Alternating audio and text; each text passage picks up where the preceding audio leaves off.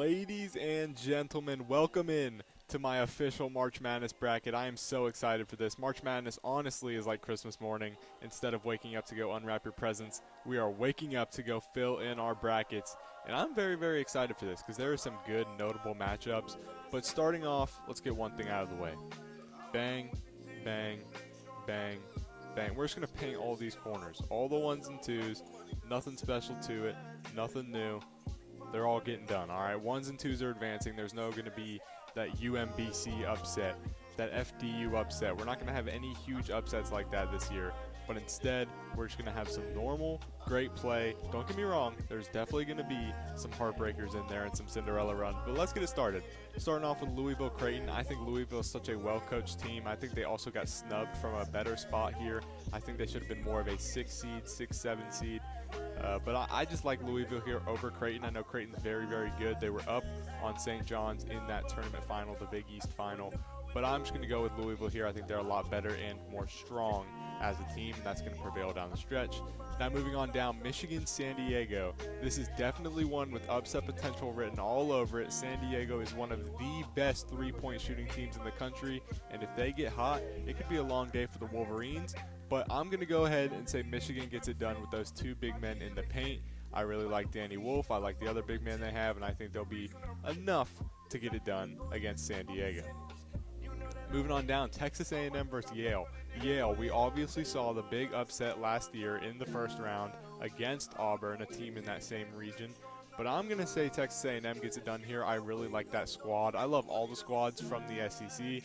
And I think they are definitely a good enough team. They're just so physical on the glass. They're so good. And when they get shooting, they can also get hot. They can beat you in multiple areas. And I think Texas A&M is going to have a pretty solid time there against Yale. And I honestly think Texas A&M has potential to go very far in this tournament. Speaking of SEC teams, we see Ole Miss here in at the 6th spot against the winner of San Diego State in very controversial North Carolina. Honestly, I think San Diego State is going to beat North Carolina. Currently recording this, it's 3:51 Eastern time on this date right here, the 18th. So this game is not played yet. The first four games in Dayton have not played yet as well.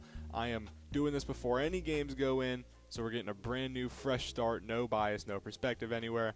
I think it'll personally be San Diego State, and I think they're going to be good enough to go out and beat Ole Miss, even though it kind of hurts. It's kind of scary to bet against an SEC team here in the first round.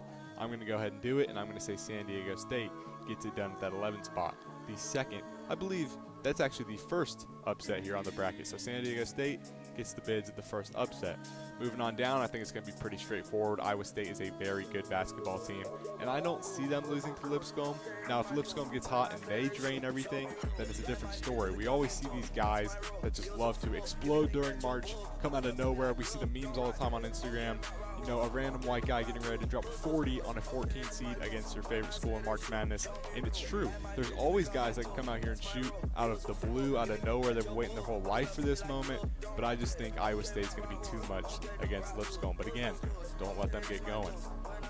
Moving on down, Marquette versus New Mexico. Marquette was a team that saw an earlier finish than they would like last year, losing to the odds of NC State, one of the best Cinderella stories in a while, probably ever. I think NC State is a pretty special Cinderella story, especially since that ACC tournament.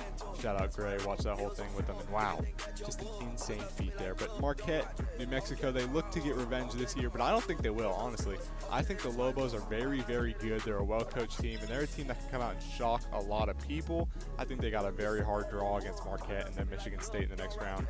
But I think the Lobos are going to be enough to pose a real threat in this tournament for a little while, and I think that starts by knocking off Marquette here in that 7-10 matchup. Going over to the east side, it's Duke pretty handily against probably what's going to be American, but we don't even need to talk about that. Cooper Flagg doesn't need to play this game. He can sit, get even healthier, go advance straight right into the round of 32. Moving on down, Mississippi State, Baylor. Baylor is a team that could definitely beat Mississippi State, but I don't think they will just because I like the SEC so much. And in a matchup where it's so even like that, I think just the experience they have in the regular season, having to fight against all those stacked SEC schools, they just have been playing tough comp all year. They'll be ready to come out here, get it done, and they're going to beat Baylor in the first round. Oregon Liberty. Liberty is a school that could pose a real upset threat as well. I wrote about that in my article right here. Go read it if you would like. It's the 5 Cinderellas and upsets that I have to watch out for here in March Madness. And I do have Liberty on that list. But for this bracket, I'm going to take Oregon.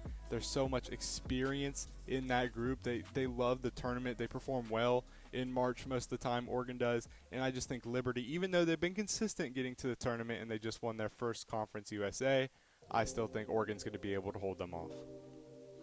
Moving down, Arizona-Akron, another very good game. Caleb Love led Arizona Wildcats. Going to be enough to get it done. Akron is a team that was just full of surprises in that MAC tournament, buzzer beater after buzzer beater, very entertaining tournament run, but I believe it comes to a pretty steady end here against Arizona. They're just so dang good, and I don't see a world where Akron really knocks off Arizona. But hey, it's March. It could definitely happen. BYU VCU. Here's where I have the real Cinderella in my bracket taking off. Even if you want to say that, the 11-6 matchup, NC State again was an 11 last year, so it's similar. I don't have them going as far, but I think VCU is going to do enough to get past the first round, to get past BYU, even though BYU is a very well-coached team with some very good studs on that squad. So if BYU comes out and handles like they're supposed to, wouldn't be too shocking. But I personally believe VCU is going to make a little bit of a run in this thing. A team that won't make a little bit of a run is Montana. Wisconsin's going to win this one pretty steadily. Had a great Big Ten tenure in that tournament, went all the way to the finals where they lost to Michigan. But I still believe here, especially with that 3 seed, it's a great draw for them, that they're going to take care of Montana. And moving on down the last game of this region, St. Mary's versus Vanderbilt. I'm going to take Vanderbilt here because, again, I like the SEC schools here in the first round. I'm not really going to bet against them just because those records might be a little deceiving. They're playing in the hardest conference in college basketball. Everything might be a little deceiving. And Vanderbilt is a team that have had some quality wins this season, and I think it continues rolling against St. Mary's. But they got to be careful that they don't get slowed down completely, because St. Mary's is very well known to do that to their opponents. They'll break you down, slow you down, take all the time off the clock. But I believe Vanderbilt is going to do enough to get past St. Mary's. The defending 2-time national champions, the UConn Huskies, in with the 8 seed. I think they're going to do enough to take care of Oklahoma. Even though I like the SEC schools here in the first round, I'm still going to take the UConn Huskies. And then Memphis, Colorado State. I think Penny Hardaway coaches a brilliant team there in Memphis, and I see their success continuing through the first round, even though Colorado State is a team that could pose a serious upset threat there. I would not be surprised if that 12 pulled off the 5 matchup, but for me, I think Memphis is going to do enough to get it done. And same thing here for Maryland. They're so good. Their starting 5 is dominant. Not much depth. That's the whole storyline with this team. But that starting 5 is sensational. I like the Terps in that matchup over GCU. But GCU, very respectable opponent. 13-4 on upset alert there. Missouri Drake. Here's where I have another upset. I know this is a popular one. People like Drake. 30-4 in the regular season. Just three-peated that Missouri Valley Conference. And I like them over Missouri, over their conference-named SEC opponent. And I'm going to take them. I think it'll be a close game, a good game. Missouri is a very good SEC school, but Drake does enough to get it done and pulls off a major upset there. And moving on down, UNC Wilmington won the Colonial Athletic Conference, the Coastal Athletic Conference, that is, over Charleston and Delaware. But I do believe Texas Tech is just such a dang good basketball school this year. They're going to knock off UNC Wilmington, and they're going to get it done without much of a struggle. It'll be a pretty easy game there. And then finally here in this region, one of the most historically rich matchups we will see in the NCAA tournament, Kansas versus Arkansas coaching-wise. And I'm going to take Arkansas here. I like the 10 to get it done. I like it to advance over the Jayhawks, projected #1 in the beginning of the regular season. Just couldn't do enough to claim that stake, and they fell all the way down to a 7 seed in the tournament. And I think Arkansas is going to make work of them in the first round. Moving on over, we have Houston versus Southern Illinois University Edwardsville. That was a mouthful. I had to get it done. SIUE. I heard someone the other day saying it sounds like what you say when you're drunk at a traffic stop, and I thought that was hilarious. But I do think Houston, again, is just going to steamroll them. But congratulations for making their first ever tournament appearance. That's amazing. Gonzaga versus Georgia, Battle of the Bulldogs. And here's where things are going to start to get interesting for me. I know Gonzaga is a very popular pick here, but again, I love the SEC schools. I think Georgia's going to come out. They're going to ball out. They have still the DNA of Anthony Edwards in that facility, and I think the Georgia Bulldogs are going to do enough to cruise past Gonzaga and maybe pose a threat to Houston in later rounds. Is that foreshadowing? You got to stay to know. Moving on down, Clemson McNeese, another team that is on that upset Cinderella list of mine. McNeese, a very well-coached team. Will Wade probably going to go coach at a big organization, and all the NC State talk so far in this video, it appears they're a very good contender to get Will Wade, that is.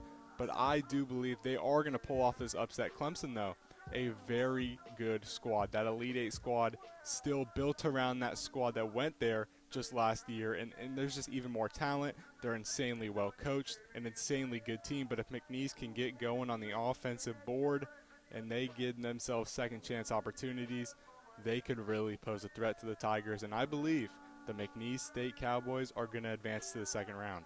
Purdue versus High Point. I think this is another very good game. I think the Boilermakers are going to take it, but congratulations to High Point for winning the Big South and making their first ever tournament appearance. That's awesome, but I do believe the Boilermakers are going to win this game. And the winner of Texas versus Xavier taking on Illinois, I just think Illinois, the Fighting Illini, have done a very great job this season, and I think they'll continue that run into the second round. And they're going to face Kentucky because Troy's not much of a threat. They won the Sun Belt, but they didn't win it in great fashion. I think Kentucky just has such a great squad this year that the Wildcats are going to take that matchup. And finally, to end off the first round, I believe Utah State is going to upset UCLA. UCLA, a very respected program, very good program, but I do believe that Utah State is very good this year. The Aggies are looking respectable, and they're looking like they're going to make an upset run. I have them beating UCLA to close out the first round. So moving back on, let's get right back into it. The round of 32, Auburn, Louisville. This is a great game. Again, I think Louisville is very underseeded, and I think they're going to make a shocker here, and I think they're going to take down Auburn. Louisville is just a team that is capable of making runs, and we see ones threatened by eights all the time. You think back to 2019, that Duke squad barely surviving UCF. I think Louisville is going to pose a real threat, and they're going to take down Auburn. And then here I have Texas A&M beating Michigan, the SEC school, once again prevailing.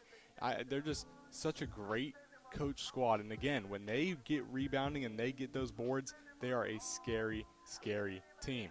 Continuing down the trend, I think this is where San Diego State's stretch is lost. I believe Iowa State wins this game, and I believe they do it in pretty steady fashion. I think the Cyclones are very, very good this year, and again, they pose a real threat to anyone they play. Same thing with Tom Izzo's led Michigan State Spartans. I believe they're just going to do way more than the Lobos in that game, and they're going to win that one pretty steadily.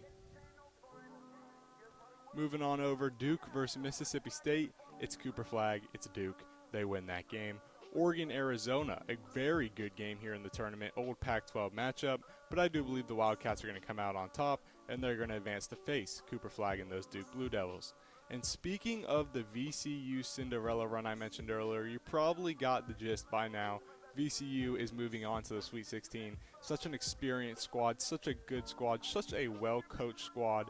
A squad that's heading all the way into the Sweet 16, advancing past the second round, where they're going to face Alabama. I do believe Vanderbilt is very, very good, like we mentioned, but Alabama is one of the most efficient offenses in the nation, one of the best scoring offenses in the nation, and they're going to score a lot of points on top of Vanderbilt, and Alabama's going to face the Rams in the Sweet 16.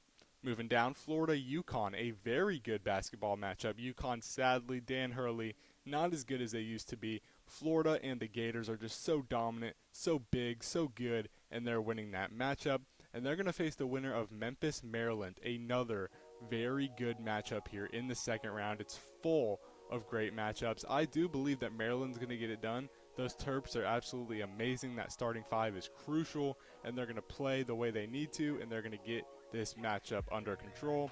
And moving on down, I think Texas Tech is going to end Drake's run. It's very respectable there from Drake, an amazing season, 30-4, but Texas Tech is just such a sound team on defense, on the boards, all around, and I believe they pose a real threat to anyone they play. And then they're going to face the St. John's Johnnies, who have done an absolutely insane job this year. The turnaround is crazy. We obviously know Rick is a winner. Anywhere he goes, he wins those games, and St. John's is no exception. They're going to face Texas Tech in the Sweet 16. Moving on over, Houston, Georgia. I believe, again, Houston is a very good team. They steamrolled Southern Illinois University Edwardsville but I believe Georgia is a different type of threat, one that they haven't really seen from the SEC, a team that's going under the radar just because the SEC is so good, it sort of just collapsed on itself the same way it did in football. So many good teams, you just have so many sound records because of that. And I believe Georgia, again, is going to pull off an upset here, similar to the way Louisville does against Auburn.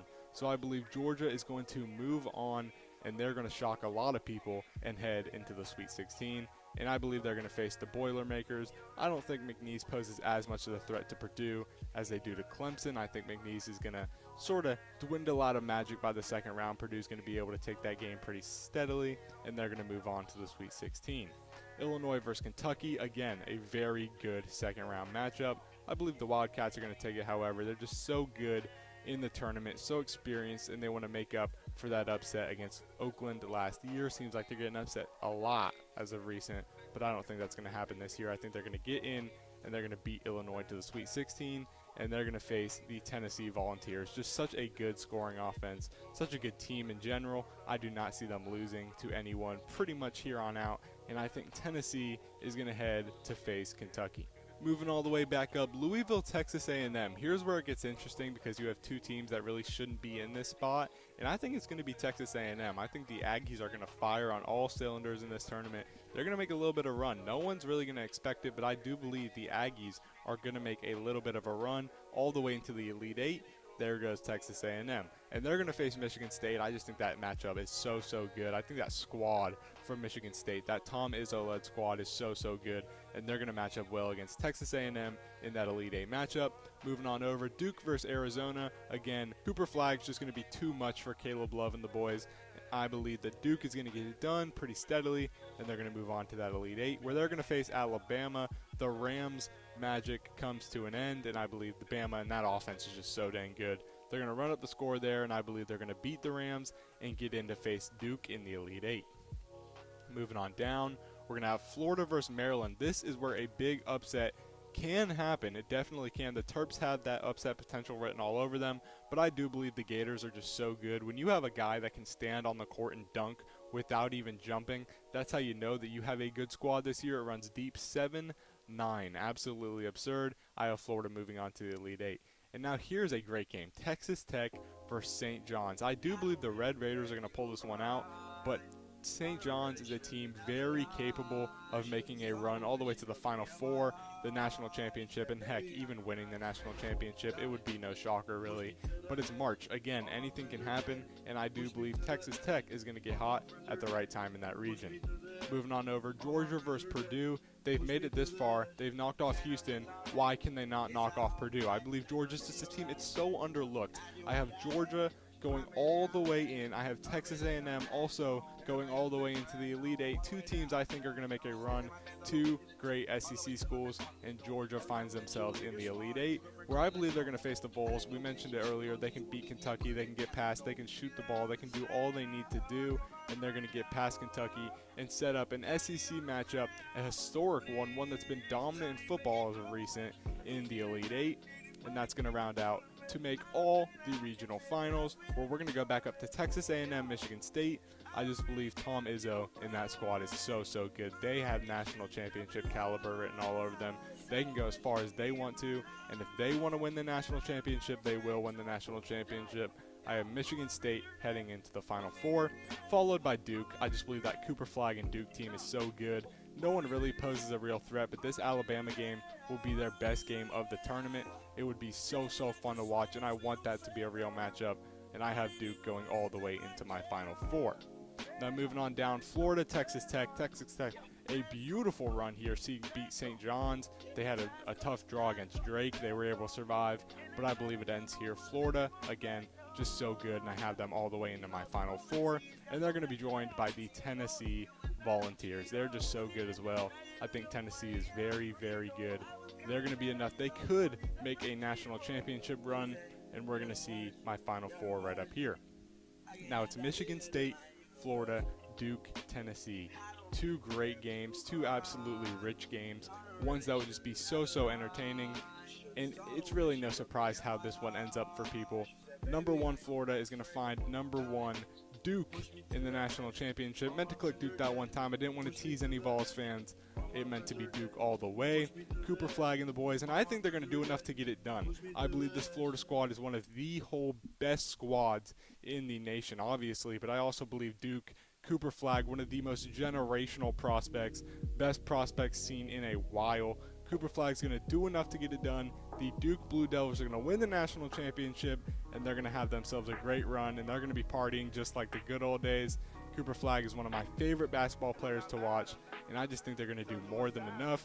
They're going to win the national championship, and they're going to make a lot of Duke fans proud. It's been Brogan Hillman. Thank you so much for tuning in to see my bracket breakdown. Hope you like, subscribe. Also follow on WordPress, broganhillman.wordpress.com. See all the articles. I love you all so much. Thank you for tuning in. And remember, keep God number one. I'm out.